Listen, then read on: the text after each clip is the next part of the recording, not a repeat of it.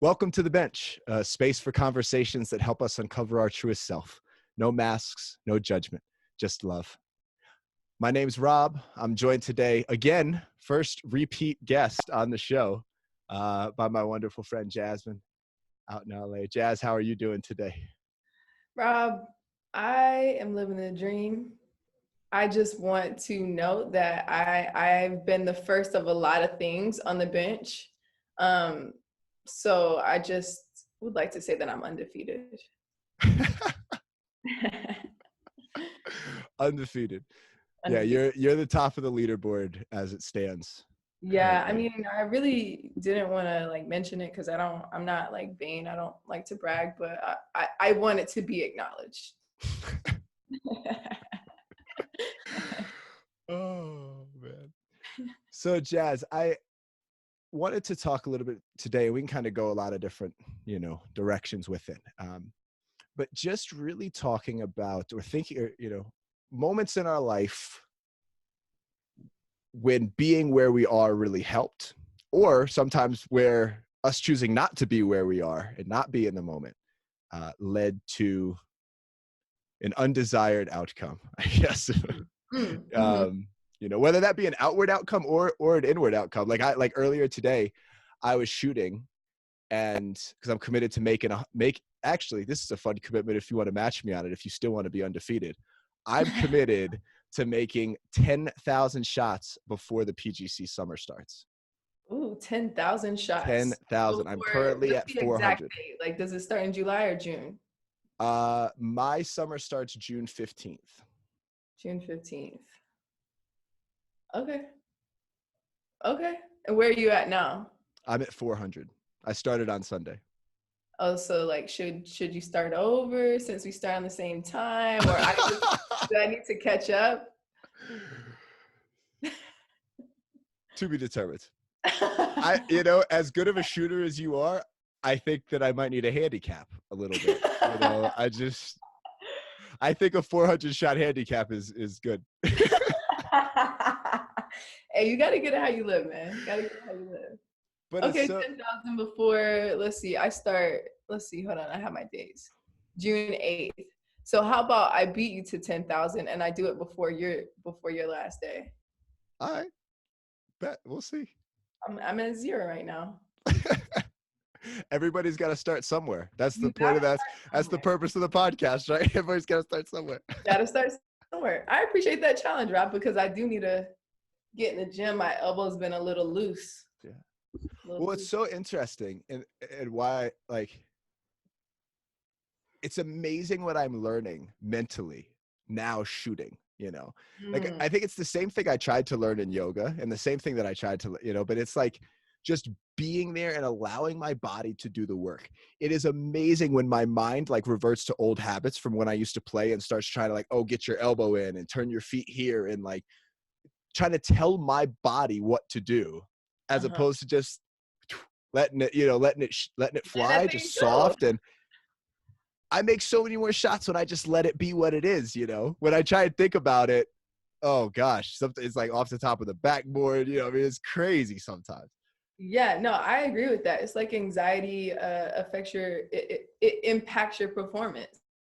Like I remember when I was in college on the gun, I would be so winded and so tired because of the same thing that you just said. Like I was so focused on getting my elbow in or getting my feet down on the perfect timing, instead of just following routine and just letting the shot go. Now I can shoot for ever. But it's just a completely different perspective now. And I guess that's the gag of life. Everything is 2020 in retrospect. What what do you think changed that perspective for you? Because same for me, right? I mean, when I was playing and in the heart of my playing days, I'm so anxious about things. And even teaching, even when I started working, and there was a shift that happened. I'm curious, what was that shift like for you? I have to be honest. I think it has a lot to do with the fact that I no longer am an SEC athlete. I mean, there's just a lot of pressure on student athletes nowadays, especially when you're talking about BCS, Power Five conferences. I mean, there's just pressure to be perfect, and there's minimal room for error. There's like no margin of error in college athletics. And even in basketball, like think of if we played a different sport, like golf, tennis, there's so fewer possessions. In basketball, you get hundreds of possessions, and there's still a focus on being perfect. So I think it has a lot to do with not playing anymore. Um, but yeah, so I don't know. What are your thoughts on that? Well, I think it's an interesting one because because there are people who are in the midst of that, and the anxiety or the like struggle to be perfect doesn't necessarily affect them in the way that it affected, you and I. Like what I can think of, like John Jenkins, um, who He's he like actually not he even a must swimmer, just bucket. just bucket, just right, just we were playing Wisconsin in the um go to the Sweet 16 in the NCAA tournament. So, big game. He was a junior. Everybody knew he was going to the league. Like this was, if we lost, this was his last college game, and it ended up Yeah. being. We're down 3 with about 5 seconds to play. He gets the ball. He comes off a ball screen, gets a clean look at the rim, lets it fly, misses it. Game over. Season's done. And we're in the locker room after, and he's just, it's like, hey, John, you okay, man? Like, I mean, are you okay? Like, you just missed the biggest shot of your life. How are you doing? Yeah. And he just was like, yeah, man, I'm good. Because What do you like? You sure? He's like, yeah, man. Why wouldn't I be? I took the shot. I've shot that shot thousands of times. I got a good look. I took it. I missed it. love it. And I remember that, that was so foreign to me of an idea, like being somebody that was like so attached to the outcome all the time, and somebody who Mm. was just like, I got to make these, like, this shot is like, if I miss this, I used to do a thing. No, I would, before games, be so worked up about like what the future outcome was going to be.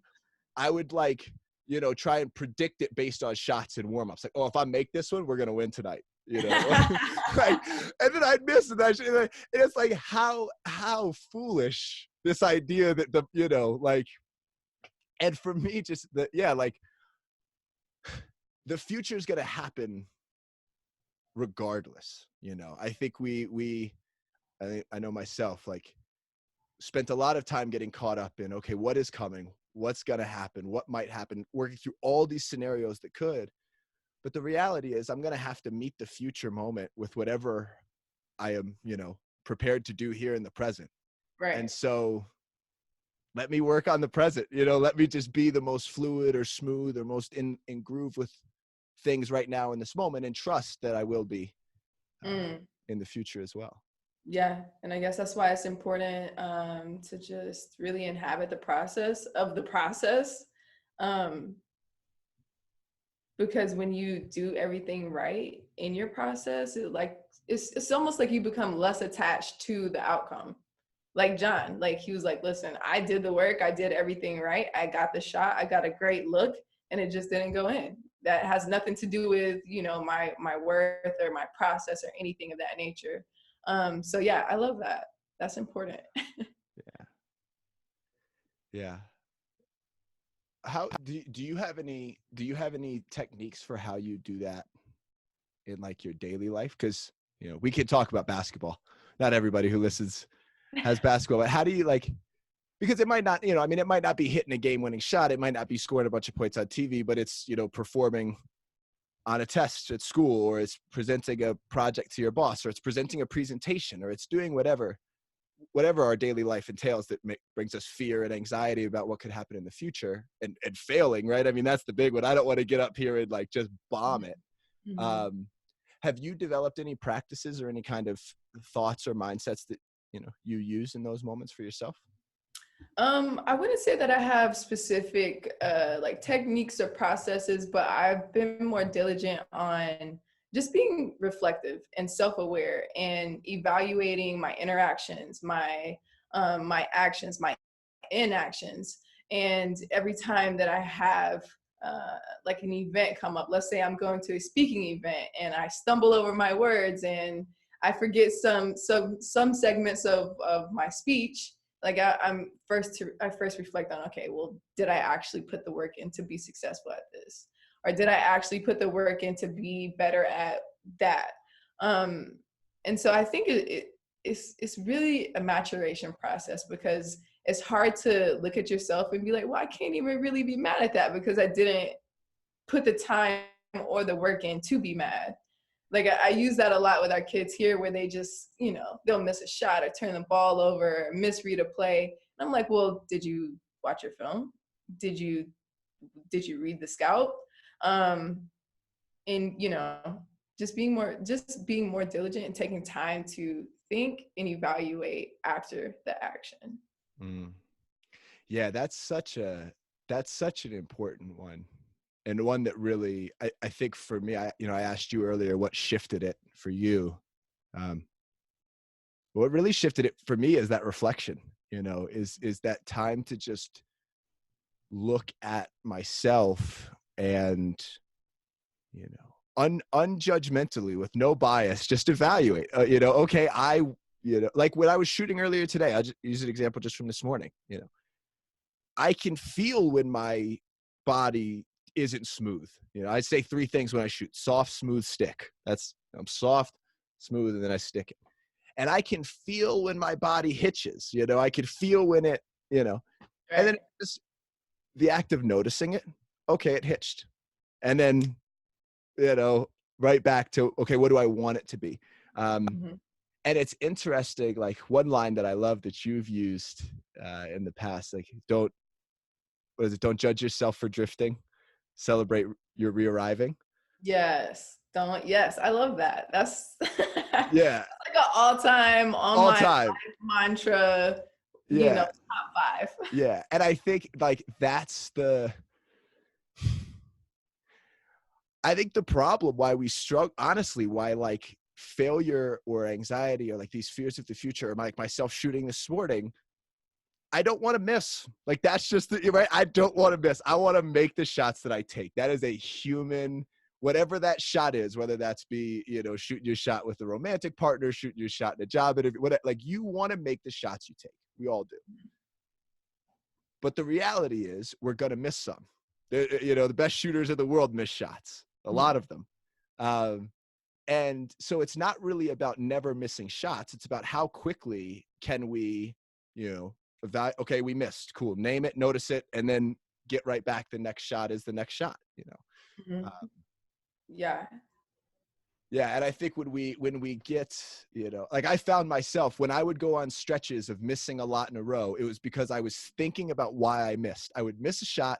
I would think about why I missed. I would break it down. I would try not to miss the same way, and then And I would shoot miss even again, but better. I would miss a different way. Oh, I didn't miss because I hitched, but I missed because I, turned too much.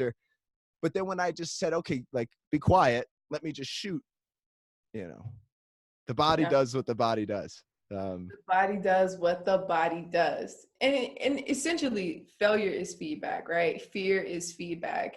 It's just a matter of, like you said, noticing it, naming it, and then moving on. But we always meet like failure and fear with judgment and shame. Like, I don't know, it's like a muscle that we're conditioned, socially conditioned to have, to automatically shame ourselves whenever we don't get the result that we think we should be getting, or that someone else thinks that we should be getting. And shame is such a powerful emotion. Like it's such a powerful emotion. It just wraps you up and takes you down a rabbit hole of 10,000 other thoughts that, make you draw back to, oh, well, I missed this shot, or I missed whatever shot, whether it's job, romantic partner, etc. Because of this, and this. And then there becomes like all these intersections between like your shame and your failure. And I think like it's hard, but it really is a muscle that you have to build, where you shorten your refractory period, right? So you experience failure. What's your refractory period? How are you going to recover from that? So I think if you focus less on not failing, and focus more on, okay, failure is inevitable. what does my refractory period look like? Mm. I got a fun activity for you. Okay. All right. You can close your eyes or not close your eyes, your call. Okay. But Okay. just picture an apple. Just in your mind, just like see an apple, see the redness, see the, see how shiny it is. Maybe there's a worm coming out of it, I see an think I want apple. my apple to be green though, but go Nice ahead. green apple. Okay, you see a green apple, whatever color you like. Mhm. All right. Now see an orange in your mind. Just, picture the orange. This one has to be orange. I don't think there are any green oranges. Yeah, no. But so see an orange, nice there in your mind. Okay.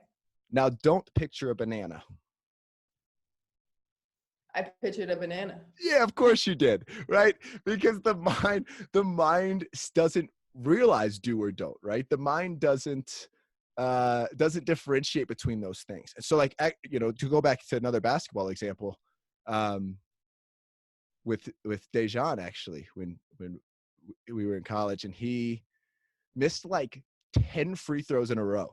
Like he was in like the biggest slump ever. And I went to his hotel room and I was like, we were about to play Xavier. And I was like, hey man, what are you thinking about when you go to the free throw line? And he's like, I'm trying not to miss. And I was like, okay, well, why don't you not do that and just focus on making shots this game? He went 6 for 6 the next game, because it Yeah. wasn't that he was a bad shooter. It's that our mind has so much power, Mm, and more than we're aware of. And I think a lot of times it's well-meaning, right? It's out of this space of preservation of, at the root biological space, I fail, I'm ostracized, I'm shamed, I'm thrown out, I'm a fail, whatever. There's all of these things, and it gets to these really root fears that you can get into if you want to for yourself. Um, but then it's like, okay, I don't want to fail, and I'm going to try not to fail mhm. because I want to protect this person, this thing, this personality, this being that I am. But then all we're thinking about is failing. Trying not to do something is just the opposite of trying to do it. Like there's still in it, like detachment is the opposite of attachment, right? It's not a separate thing in and of itself. It's just the opposite end of a pole. Um, Mhm. and I think the only way that we really rise above it is just to recognize, one thing I say all the time and got from my friend Jeannie, it's all okay. Just accepting that, like, it is all okay, and Mhm. that lowers the refractory period. That doesn't mean it doesn't hurt. Like if you come on, like I imagine John probably didn't feel great. Like John wished he'd made that shot. Like of course we all want to make those shots, but when you accept that it's, you're gonna make them, you can't control it, right? You just can't control. At the end of the day, no matter how much we control our own intention, there are things out here we just can't control about the outcome. Right. Right.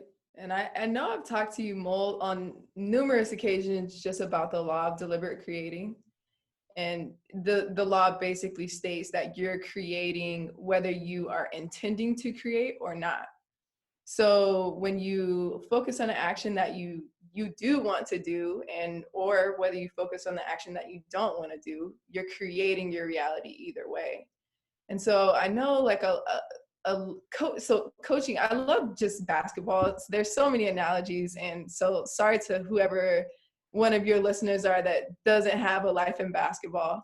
Um, but just when I'm coaching my athletes, like I always try to tell them what I want them to do instead of saying, don't do this or try Mm, not to do that. Because like you said, their thought immediately goes to, well, I can't do this because I'm not supposed to do that.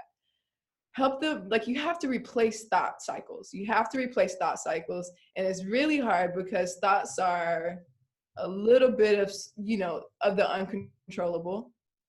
But when you focus on replacing thoughts instead of just thinking of what you shouldn't be doing, then you kind of, again, build your muscle in shortening your refractory period. Um, and I think that's important. Like I would coach my athletes like that, but I wouldn't like do that with myself, right? And so I was like, well, that's a bit hypocritical. Like I don't know why I wouldn't need the same coaching that I offer to my athletes, same conscious coaching that I would offer to my athletes.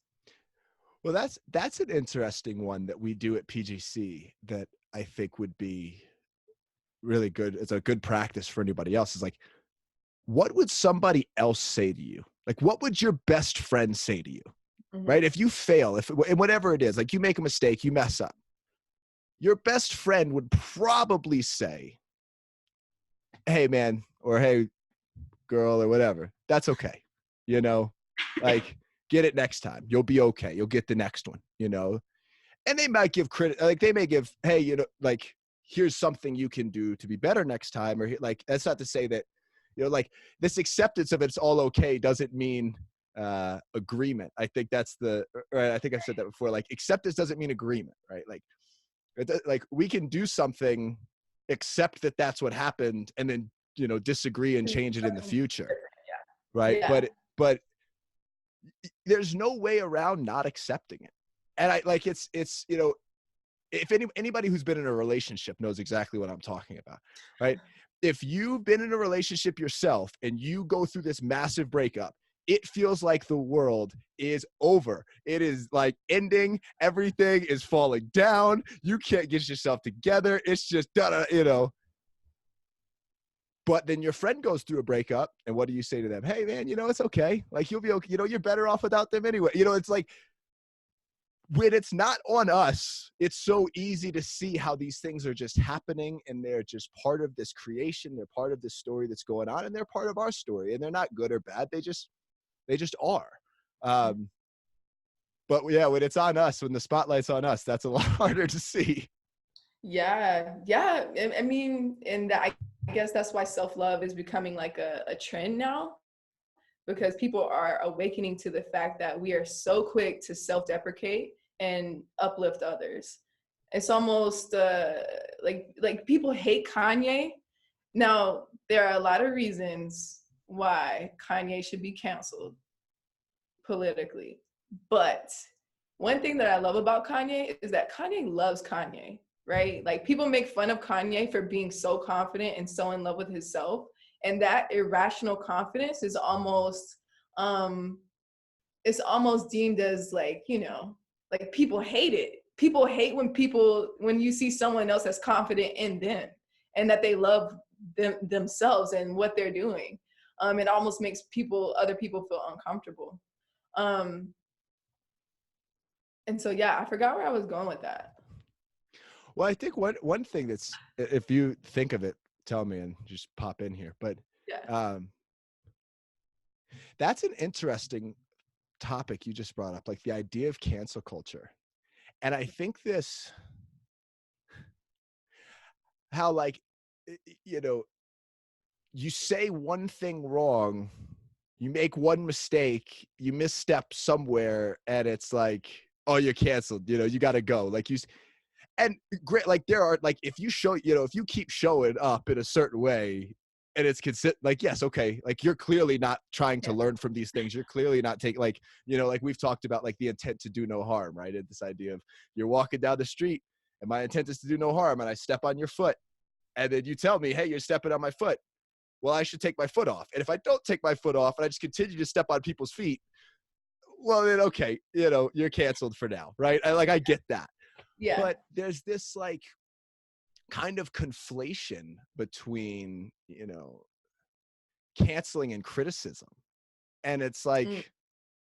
like we should be critical, and we should be critical of ourselves, right? I don't think it, like, none of what we're talking about is saying that, we need to be this super, because I think the space that Kanye falls into, and I don't know Kanye, so this is, totally, I mean, but I think sometimes that confidence can go in the other direction of being this super inflated, like, I can do no wrong. Look at Ye, like, and that's not necessarily right either. I think there's a space, not that I'm the judge of what's right and wrong. These are just my opinions, but um, there's that space in the middle, right? Of this, like, a friend of mine said once, he said, God loves you where you are, but too much to keep you there. And I've non-secularized that for myself. It said, I love me where I am, but too Mhm. much to stay there. And not because, you know, I need to grow in order to be somebody else. Like, the acorn and the oak tree are the same, right? They just look different. it's, but like the acorn wouldn't be its truest self if it didn't grow into the oak tree Mhm. or the maple tree or whichever one drops the acorn, you know? Like I think that's the there's this feeling, at least that I've always had, around success and around mastery and around being great at something, as this, I'm not enough unless I am that. And I need to get better and constantly grow myself and constantly be critical of myself and avoid failure and all of these things because, you know, I need to grow and I'm not going to be enough if I don't grow. And then I realized that was shit. And so then I just spent time a lot with myself. It was like, I accept everything and everything's okay. And Rob's just going to be Rob. And I spent I spent the last couple of years learning a lot about myself, but I didn't get a lot of outward action going. I didn't grow in a ton of tangible ways. That's not to say I didn't grow, because I grew a ton, Mhm. but everything was okay. So then I just let it all be okay. And now the space that I'm getting into is, yeah, everything is okay, Mhm. but I'm going to keep growing because For the sake of for growth. the sake of growing, that's what everything grows. We all grow. Um, it's not something we have to do. It's just our natural process of unfolding. Yeah, and so what you just said reminds me of a really beautiful analogy that I love and will always take to heart, is just the analogy of a butterfly, Rob. So think of yourself as a butterfly, right? You must be where you are and patiently endure each phase that you experience. Um, so in order to become a butterfly, you have to first inhabit being a caterpillar in a cocoon, right? Like, this process, you knew it, you learned it when you were a kid. But think of it as this: if human hands were to release the soon to be butterfly before it was time to be released, the butterfly's wings would be too weak and unable to fly. Why? Because it wasn't time for it to fly. In order to know how to fly, you have to know how to walk. In order to know how to walk, you have to know how to crawl. You can't rush the process of your development and still have everything that you want in the end. Like, it just doesn't work that way. It doesn't. You can't skip steps. You can't skip steps in your process. Um, and then if you take it a step further, the typical lifespan of a butterfly is about 6 to 8 weeks, right? They kind of die off after they breed. Um, and so 6 to 8 weeks is a little different when you're relating it to a human life, but the analogy fits perfectly because we're in a constant state of evolution that involves death of one phase, the emergence of another. And the gag is we must do the work at every single, like, we have to do the work every single time. Um, and as you heal and consciously show up, your relationship to everything changes. And so you can't really like be concerned if you seem unrecognizable to some people, um, but you must inhabit each phase. Hmm. And that's so different from what we're taught in That part. society. It's like we're And taught that you must do this, and this, and be this, and that's it. well, Have it's kids, even, old, and die. yeah, I mean, it's even like, like a person with Play Explore Love. I'm I've been working on this curriculum in this program, and like canonizing my teaching, right? Taking the things that I've learned the last couple years and putting it into a program and a curriculum. And I've really been dragging my feet on it, because it's so new. It's so like it's just this new space now to walk into. And 4 years ago, the new space was just exploring myself, right? The space always changes, but there's the novelty of it never does, right? There's always this death and rebirth Mm. consistently throughout life. Um, and I sat down on the couch yesterday and I just sat with myself and I said, okay, what do you need in order to do this, to do what it is that you want to do? Like, tangible. Is there anything in this moment that you need that you don't have to do what you want to do? Mm. And the answer was no. So what the hell am I waiting for? What am I like? Can I get more certifications? Yes. Can I learn more things? Yes. Am I going to continue to? Absolutely. Am I going to continue to grow? Absolutely. but I don't need to wait until I'm, you know, a grown or learned all these things or have some type of knowledge to then start what it is that I'm doing. And I think a lot of times it isn't just taking that first step that we ever get anywhere anyway. You know, I talked with Andrew last week on the podcast about um, how we have a tendency to just like think about what our life is supposed to look like a lot of times based on what somebody else told us it's supposed to look like, but that's, for another time.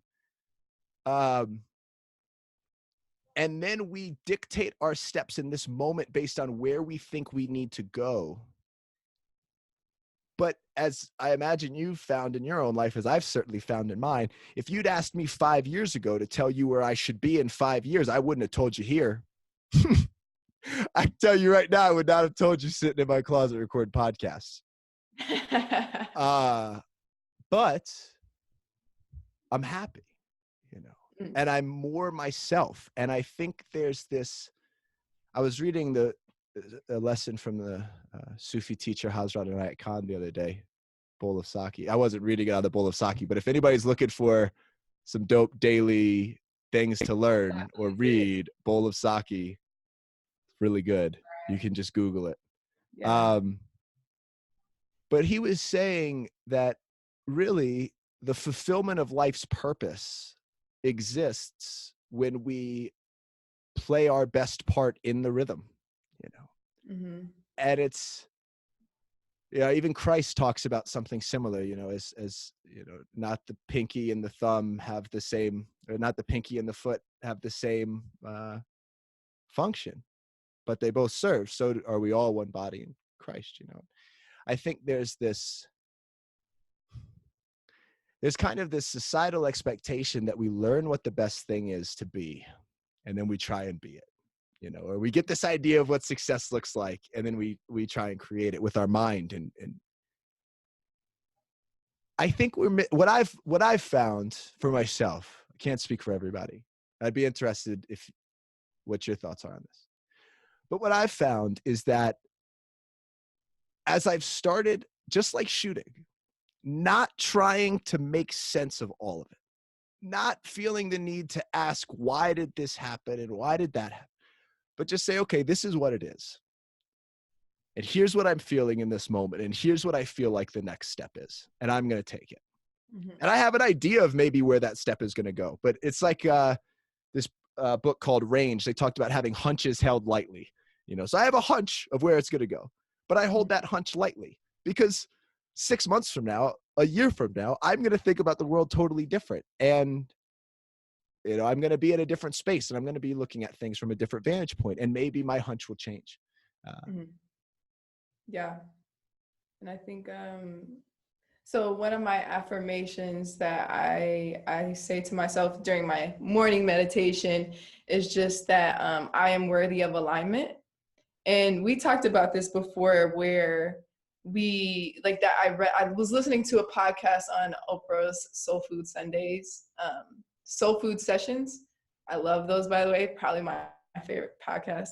But anyways, there was a speaker on there, and she was talking about how like a lot of times people allow their dreams or what they think their reality should be to ruin their life, or their goals to ruin their life, because they're so set on getting this goal, and they say, okay, I have to follow this, this, and this, and I will reach this goal. And if there's a misstep in one of the processes, then immediately the goal is just blew up, because we're not willing to just let our journey bend and flow with our journey. And I think that's so beautiful, because just imagine your biggest dream or goal ruining your life because you were so intentional and set on not allowing anything else to take you where you're supposed to be, that you miss everything. You miss everything.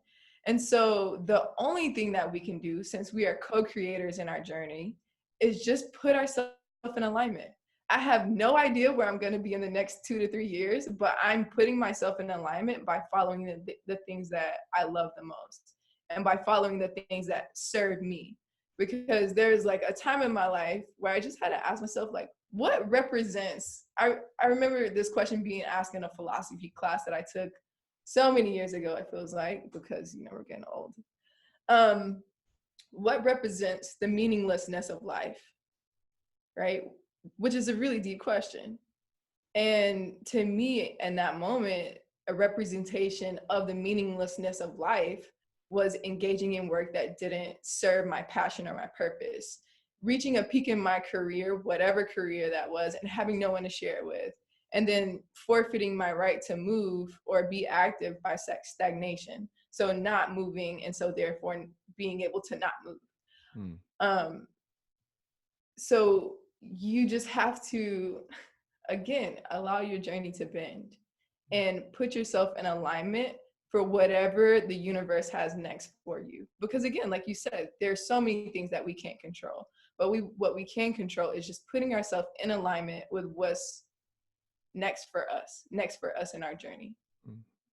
Yeah, one way I like to do that and have practiced doing that has been asking myself the question, what is the ideal? I don't have to imagine what it's like to sacrifice and let everything go. I did that. My junior year of college was the most miserable year of my life. When the season ended my junior year, I don't think I got out of bed for 2 days. Mm. Like, and like for the next 2 weeks, I struggled to get out of bed because my whole purpose, my whole life was basketball. Everything I wanted to do was coach. Everything I mean, yeah, our junior year, like, or not our junior year because you're younger than I am, but Yeah. uh, my junior year of college, like,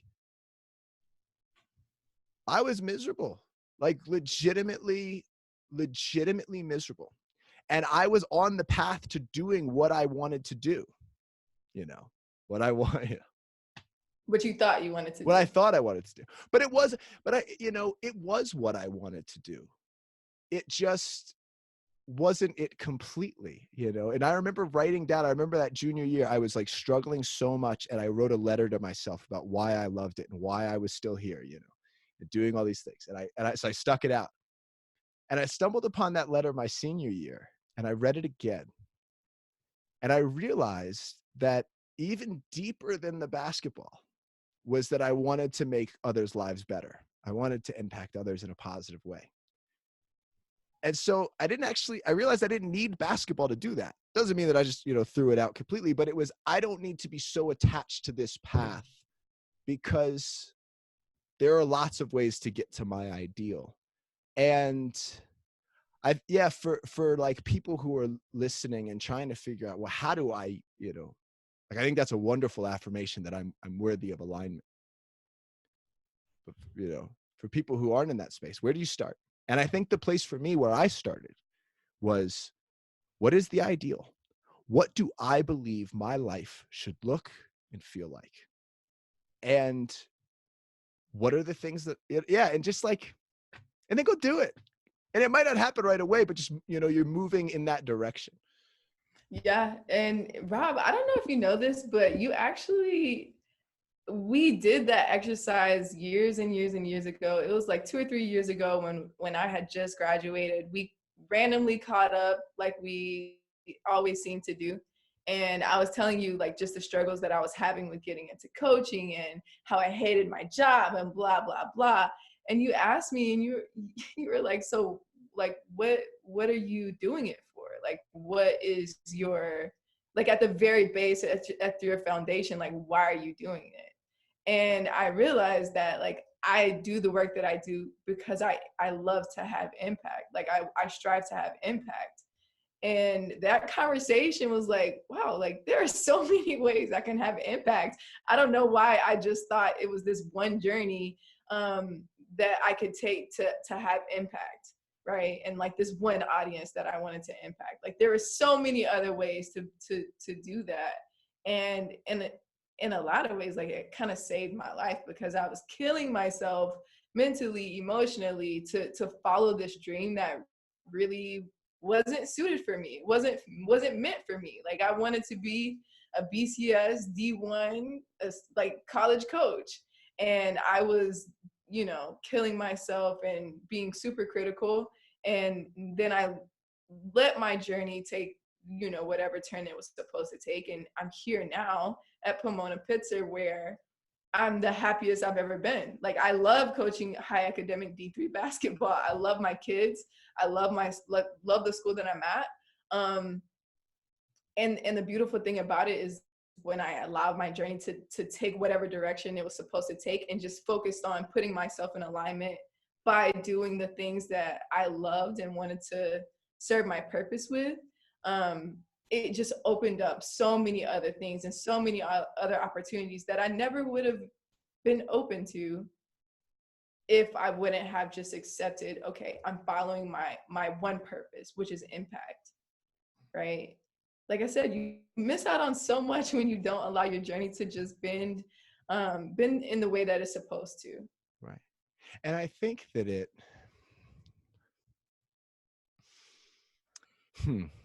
how do I want to phrase this?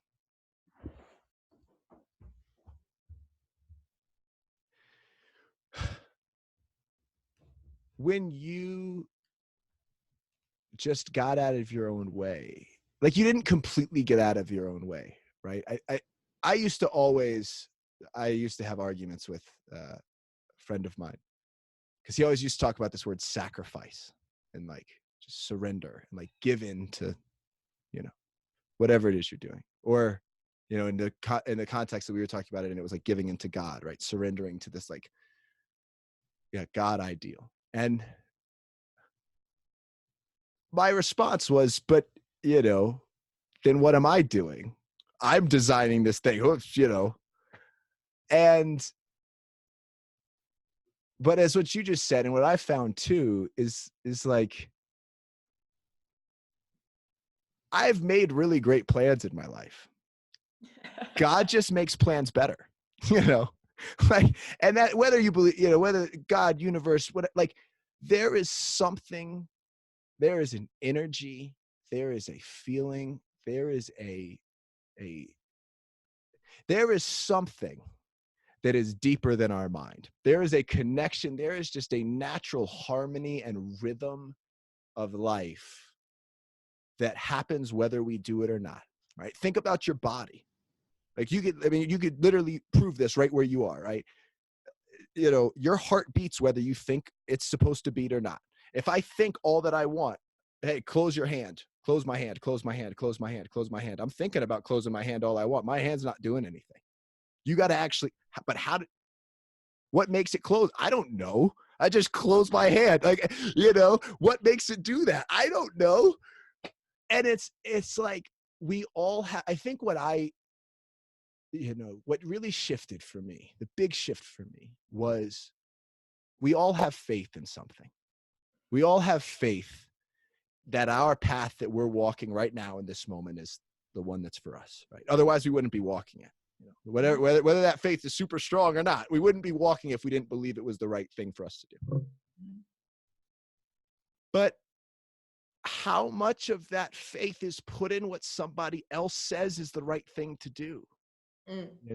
As opposed to, like, why did they know better than I know about myself and what my journey is supposed to look like? They might know better about a lot of things in the world.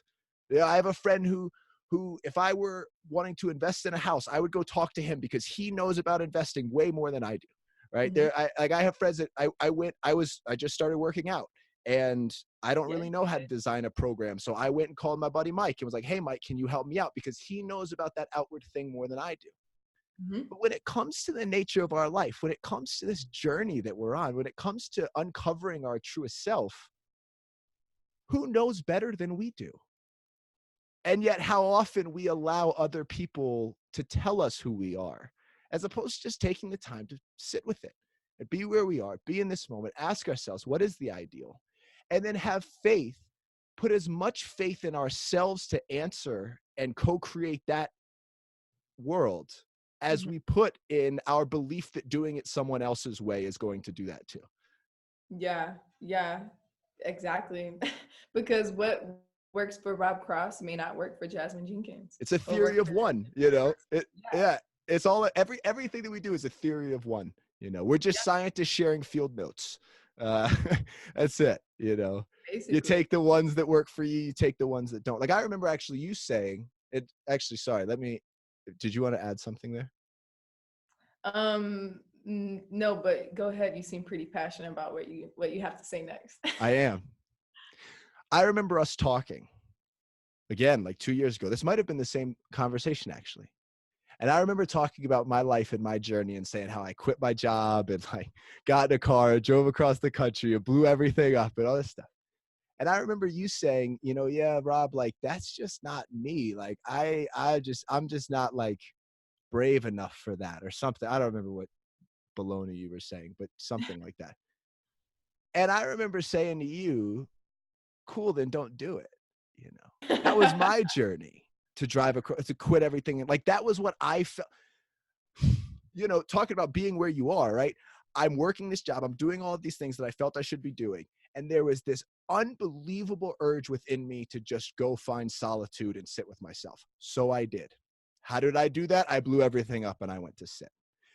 But you Mhm. could meditate. You could do it a lot of different ways. And I remember saying to you, I was like, yeah, just because your exploration outwardly looks differently than mine doesn't mean that it's not as brave or as courageous or as helpful or as, yeah, as useful. It just looks different. It just looks different, and that's okay. It's okay to be different. Who It's would have okay. thought? Who would have Who thought? who Who would would have have thought? thought? But yeah, I don't know.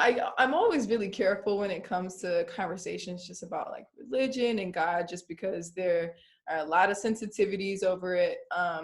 But as it relates to our conversation now, I think kind of like the excerpt or the quote that I shared with you from Richard Rohr, the author, where he says that ego is just a contraction. And anytime you're engaging in something that is helping you project, or not project, but helping you grow in a positive way, is acting as God for you in that moment.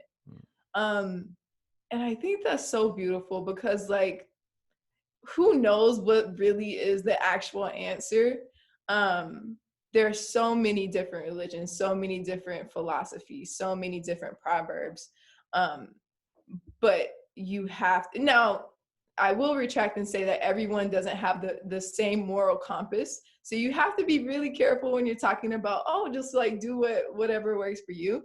But at the same time, I think it's really important to sit with yourself and really sit with yourself and not seek an escape, right? Because there are some moments where I know that I can always tell, since I'm learning myself better, I can always tell when I'm either like really stressed or really frustrated. I'll just like go find a corner by myself and then I'll try to get on social media, or I'll try to do something to kind of take my mind off of it. That you have to be intentional about literally sitting there and not doing anything at all. Just reflect, just think, and be with each of your thoughts, whether they're good, whatever a good thought is, or whether it's bad. Like, you have to sit and be and inhabit each thought, each moment, in order to truly understand what your truth is. When you are not your thoughts, right? I think at the end of it, like at the crux of it, you're not the thing that is thinking, No, you're literally not. Like, your right? brain literally does its own thing, Right. because it's a brain that, if you think about the power of the brain, like, humans aren't even worthy, Rob. The brain has so much power, it can do so much, and we only use, I think the stat is like we only use 10% of our brain, Well, right? I think So you're sitting here and trying to control your thoughts. I don't think that's gonna work. what I think is, for me, um, and the Hazrat and I Khan talks about this. Not even so much that we don't use all of our brain, but it's the mind is only one power that we have access to. The mind is a power that we are able to, right? Because not everybody is able to use the mind equally, right? We can all think in some way, but not everybody has directed concentration. Not every, I mean, like, there are levels to this use of our mind power. Uh, but regardless of the level that we're at, as a society, at least here in America, we have very much valued, and I think overvalued, this mind power to create and to make sense of things. And so we get very egoic. We do narrow, because the vision that our mind has of the world is very narrow. We are one piece looking at a wildly interconnected and ever-changing world, and we're never going to be able to see it all clearly. Like that was, I used to pride myself on the desire to know everything. And then I realized, well, I could read every book for every moment of every day for the rest of my life, and I would never know all of the external knowledge there is to know. Mhm. So why don't I start looking inward? And why don't I look here? Because I might not be able to find everything out there, but I've got me, and I've been consistent. And this thing that's been, whatever this thing is, body, mind, soul, ego, God, whatever this is, it's been with me the whole time. And yet, for the first 24 years of my life, all I wanted to do was study everything out there, and Mm. never wanted to look at myself, never wanted to look in here, never wanted to, like, well, why, what is this thought, or what is that thing, and yeah, for me, I honestly, religion, I think the reason why religion has gotten so controversial and, confusing, honestly, is is because it has taken on the same, like, human egos are like in any space, right? Whether it's just because it's a religious space doesn't mean that the human mind and the ego doesn't have a say in how things are delivered. And it gets confusing because people say, oh, read this scripture and this is right and this is wrong, and get this relationship with this prophet, whether it be Jesus or Muhammad or whomever. And to me, like, follow this religion, follow these scriptures, do these things and you are right, do these things and you're wrong. And that might be a great place to start. But the great teachers, the great, Jesus, Buddha, Muhammad, all of these prophets, all of these people that we study and aspire to be like, they just were themselves. They didn't have any laws to follow. They didn't have any, like, written down canonized verses to read. And oh, yes, I live out, Philippians 4:13 or whatever. No, it was, I sit with God. Well, where do I find God? I find God in myself, not my head, not my ego, not this body of clay that I was born into, past that, not this mind that thinks, past that. Mhm. And it's when we start sitting in that space that we start to realize, whoa, I'm so much deeper. And I can use my mind and my body and direct it and co-create it. But until we touch that co-creatorness, that doesn't mean we realize it. I think touching it and realizing it are two very different things. But when you touch it, it just, you know, yeah, it kind of helps with the faith thing. It's like, okay, cool, it is there. I'm not living it yet, but it's there and it's worth looking for. Yeah. Yeah, I mean, faith is a shared responsibility, Rob, especially with our generation as millennials. The millennial generation has become more of a churchless society because people are focusing less on religion and more on spirituality. But it's so very vital to be intentional with every interaction that you have, because a lot of times people have been hurt by the church, which are, when I say church, I mean, like, religion that has pushed political views or pushed personal, racial, whatever. People have been hurt by the church. And so that's why it's important for us to be intentional with every interaction that we have with people that we know, that we don't know, whoever, and show, like, it's important for us to showcase the God in us, Mm, showcase the God in you, because I don't know, it's like being faithless is really hard. And whatever form of God, whatever that form looks like for you, it could be different. But I think you can always get a sense of, like, essence. mm, And we are the essence of God, whatever that God is, whatever that entity is for you, whether it is an entity at all.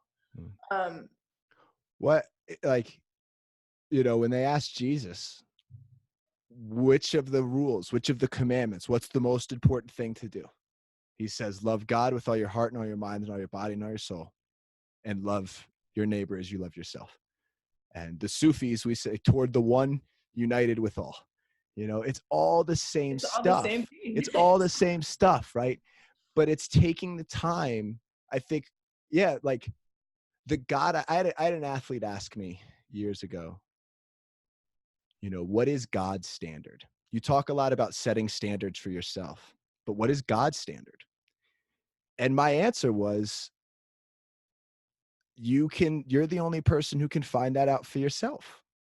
I can't tell you that. Like, who am I? I don't know. Um, and nobody knows. The pastor doesn't know. Like, your spiritual guide doesn't know. Like, they can give roadmaps. They can give signs. They can give directions if they're high enough and they know what they're talking about. Mhm.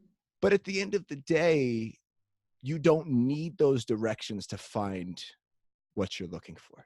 You don't need to go across the country to find what you're looking for. You don't need to go sit with some guru in India or go do a 10-day meditation retreat. All those things might help, sure. But the reality is we're always one thought away. We're always one just minor adjustment away from being right where we are. And it is only in being right where we are that we touch that godness, and that we touch that being within ourselves that just knows, that intuitive thing that is just like, I don't know why this is the right thing to do, but I just know that it is. And if it's not, then you reflect, but you make the best decision you can in the moment, and you come from a place of love, and come from a place of trying to do no harm. And then you just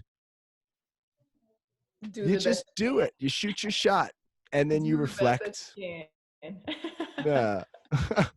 Yeah, my therapist once told me, be gentle with yourself. You're doing the best that you can. So I think that's a timely reminder, as always, to just know that, hey, I'm gonna shoot my shot, and if it doesn't work, then reroute Right. and shoot it again. Yeah. Yeah. I Yeah. think that's probably the most important thing, actually. Like, tangible thing that anybody could take away from this call is giving yourself that grace as you grow. Mm, Our mind under like it's all okay. We've talked about that a little bit. So I'll use this as an example. When I first learned that, I was going through a massive breakup, and like, I was struggling. Like, all day, let's just call it Thursday, like all day Thursday, I was in Indonesia. We're hanging out, we're riding bikes, we're going on the beach, we're like riding in the Indian Ocean.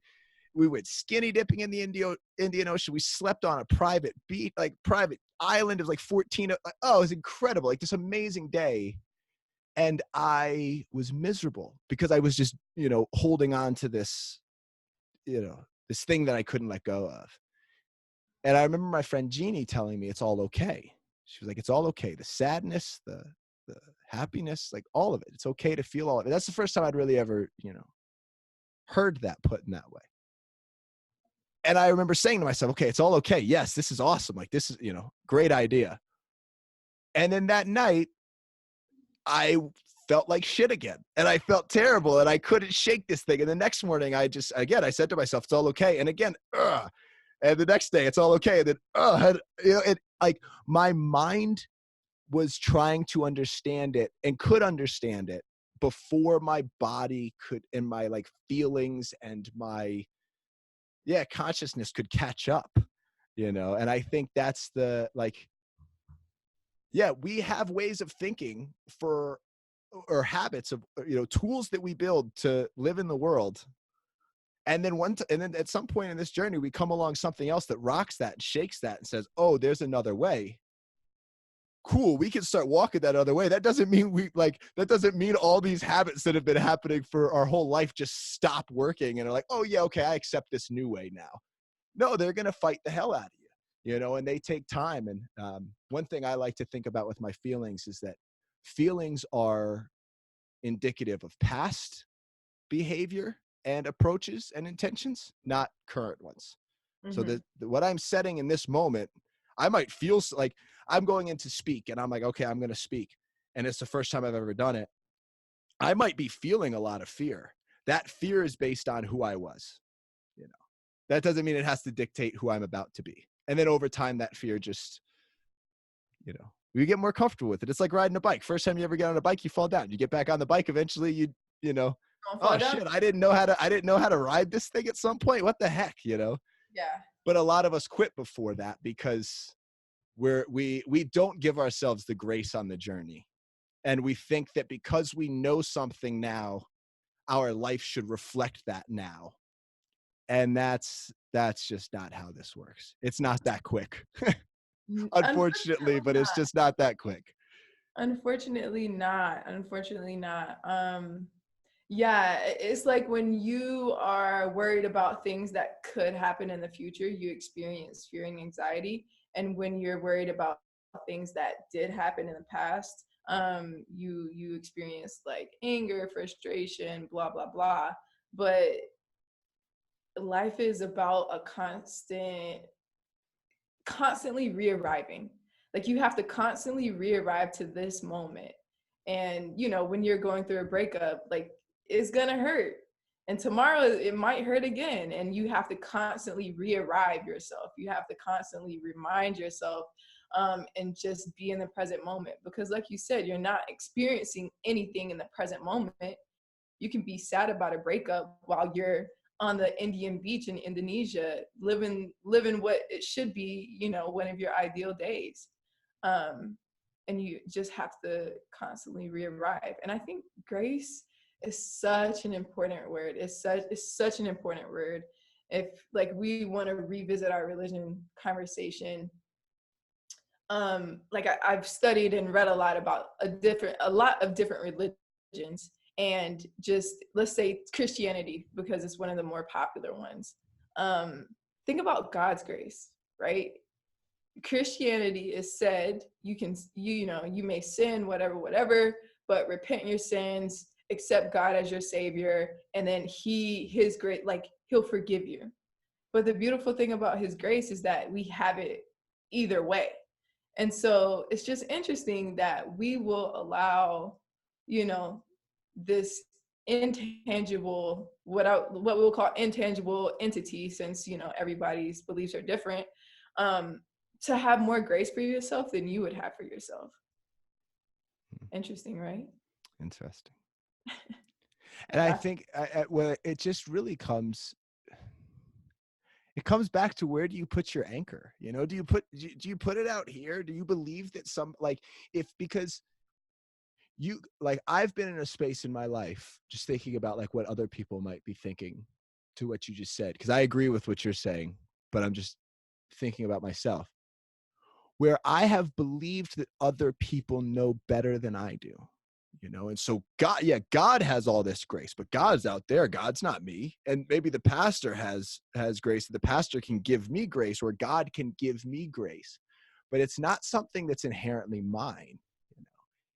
And that has been a big shift that I have made, of just saying, you know, all of these things are inherently within me. I don't need to earn them. I'm not less than because I don't do X, Y, or Z. I am enough in this being, in who I am, by no, because like when we think about, like Ram Dass talks about it, and in like the idea of reincarnation, like in the Buddhist and Hindu, you know, spaces of reincarnation, like you come as a soul, you are a soul, and you have some karma and some work to run off, and you come into this body to then run off your stuff and do your things, and your life is your curriculum.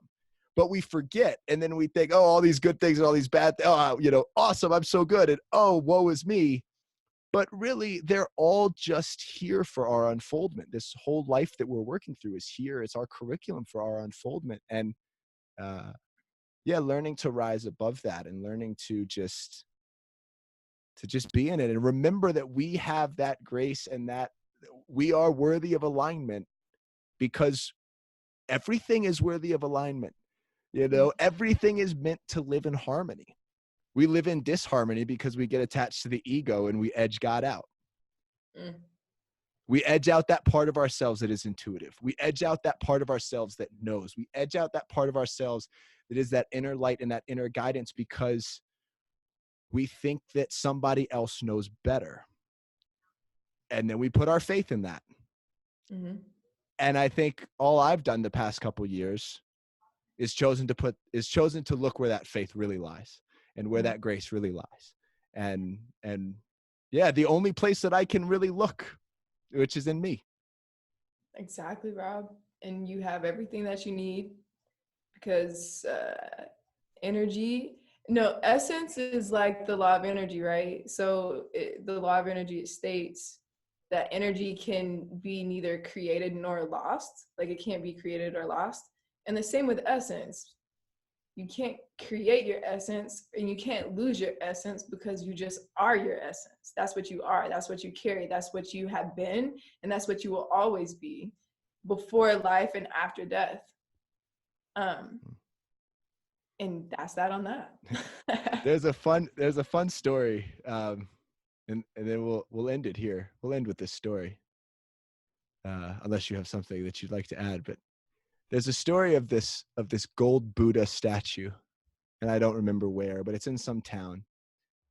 And they announce this war gets announced. Everybody worships this gold Buddha statue, like in the town. And a war gets announced, and there's another group that's coming to attack this village, and so they cover the statue in mud. They cover this gold statue in mud, and it's all covered up. And so the soldiers come, they attack, they do whatever, they win, and then they leave, but they don't take the statue because it's covered up in mud. Mhm. The statue didn't change, you know. It just looked different. And I think in our own lives, we are the gold Buddha statue all the time. From the moment that we were born, we are that gold, that perfection, that beautiful, harmonious being. But we get covered up with mud and we forget that. And then we relate to the world from this space of mud, and we say, oh, well, my mud looks like your mud, so we must be good together. Ooh, And it's so much deeper than that. It's so much deeper than that if we only take the time to uncover it.